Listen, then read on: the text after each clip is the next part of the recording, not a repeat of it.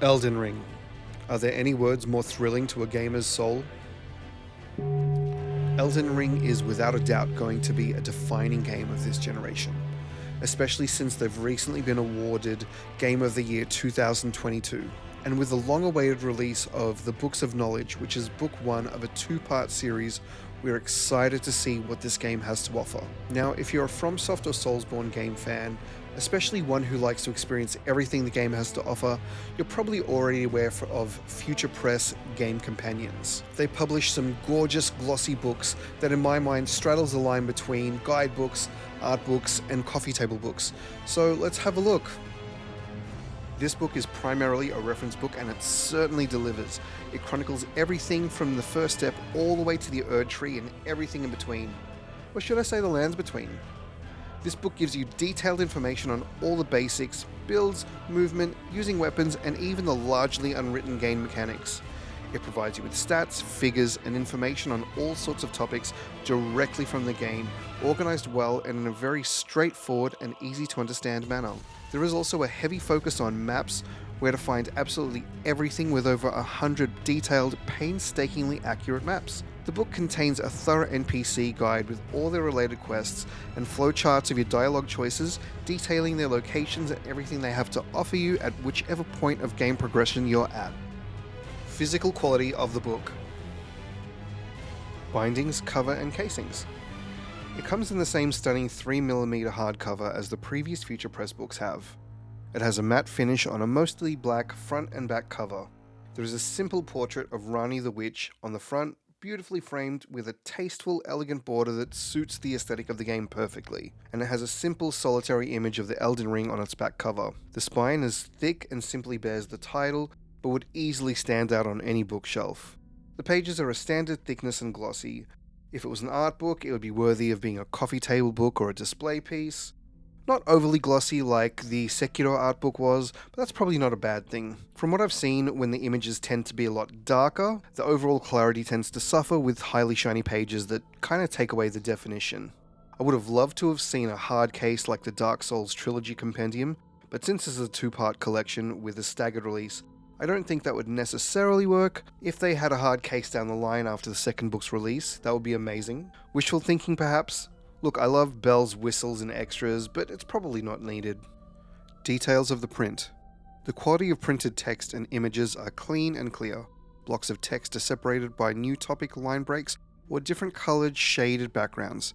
List and map related information are concisely listed in the tables. The detailed maps have been completely redrawn with a high level of accuracy. Textures, borders, and shadows of surrounding areas have been added so you know exactly where you are.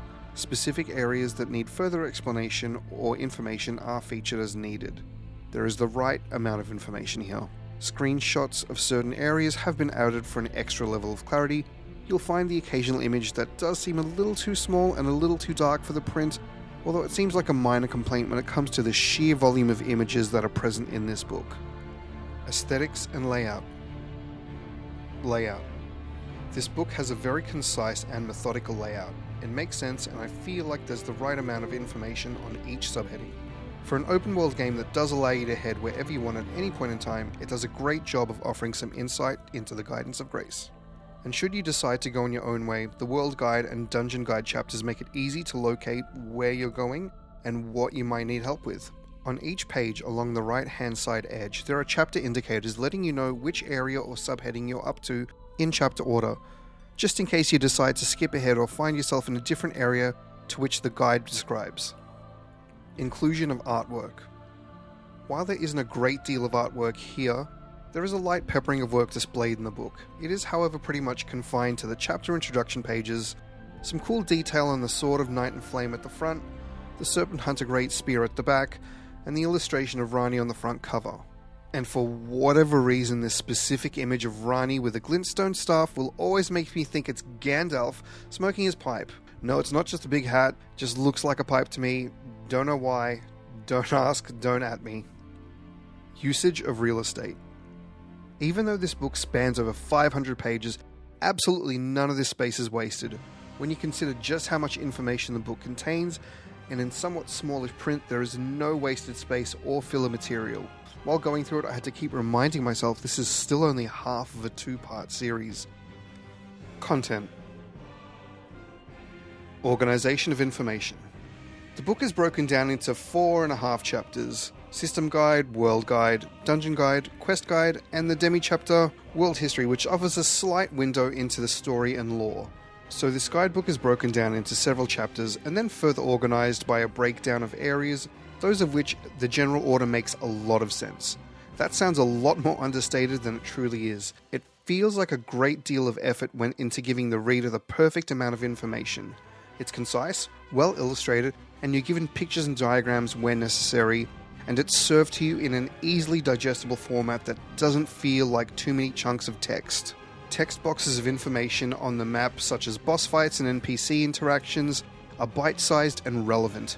For example, boss HP for each phase, runes gained, weaknesses, etc. There is even a volume overview just adjacent to the table of contents, which gives you a great brief breakdown of what to expect from each chapter, just to make sure the information presented is relevant to what you're looking for. It also contains a very clear and concise map legend, so as you go through the book you know exactly where certain key items, spells, or even bosses are. Information and interviews from the artists, developers, or publishers. The book does have a 1-page introduction from Team FuturePress, but other than that, there's nothing else. Does it really need one? Not really. It's a guidebook and it does just exactly that. Does it have what the reader wants? At this point in the review, I think I'd be repeating myself just a bit too much, but it absolutely does. It is painstakingly gathered and concisely organized into an encyclopedic tome, pretty much everything you need to know about getting through the lands between. Extension of the game experience and nostalgia. How well does the book tie into the game experience?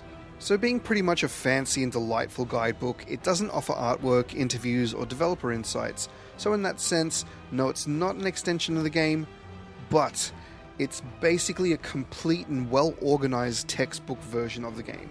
One day in the future, after being well and truly done with the game, you could still pick up this book and almost experience and explore Elden Ring all over again in a book format. The maps, the references, and the details are so painstakingly accurate that you could easily be transported back there. Although I suppose it's different for everybody. If you're like me and you like flipping through old guidebooks and reliving fond memories of games you used to play and love, then this will absolutely do that for you. Does it offer any extra content beyond the game? Well, not exactly. This book doesn't offer anything new, unseen, or supplemental like you would see in some guidebooks, particularly Japanese guidebooks, which like to throw in some story-building expansions, concept art, or even original artwork. But because Elden Ring is such an expansive game, it's near impossible to acquire or see everything in an initial blind run-through. So this book will definitely offer something that most players have likely missed here and there. Extras. Does the book have any extras, posters, maps, etc.? The book comes with a double-sided map of the lands between, one side being just the beautifully illustrated map and the other side containing key areas and places of interest, all numbered and differentiated with a concise legend. There is also a very fitting beautiful gold ribbon bookmark built in, as though grace itself was truly guiding you. Does the book need extras? You'd think that with the sheer amount of information contained in this book, you wouldn't think it would need much more, but the double-sided map really does bring something to it, especially when you're working out where you're going and what you're looking for via fast travel. Even though the in-game map is amazing, it helps to visualize whereabouts you are if you're tracking down a missed item or can't find the door to a specific catacomb. At first I wondered if it really needed a plain map, as well as another map on the back of that with places of interest listed, etc. But it is a great reference, especially if you have the space to put it up on a wall somewhere nearby. Just like the guide, it lists landmarks in the rough order you'll be coming across them. But if nothing, it's a beautiful and detailed piece of game merch too. Just throw it up on a wall and admire the cartographic detail of the lands between.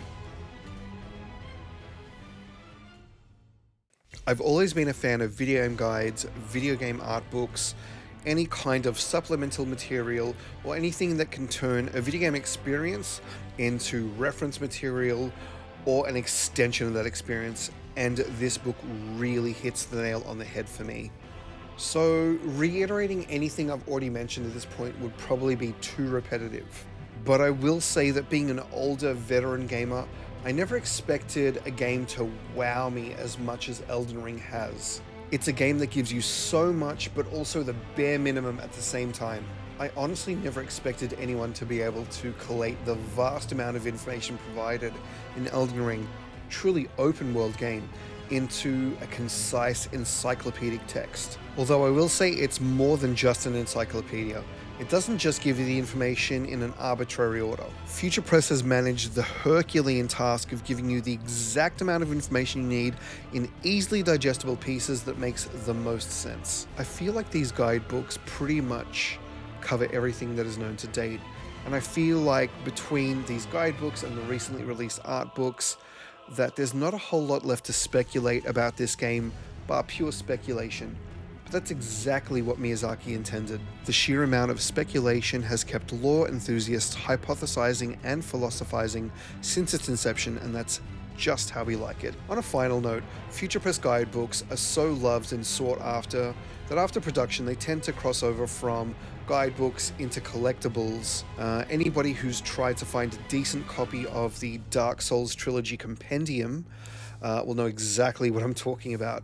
So while you can, please get yourself a copy of the Elden Ring FuturePress guidebooks ASAP.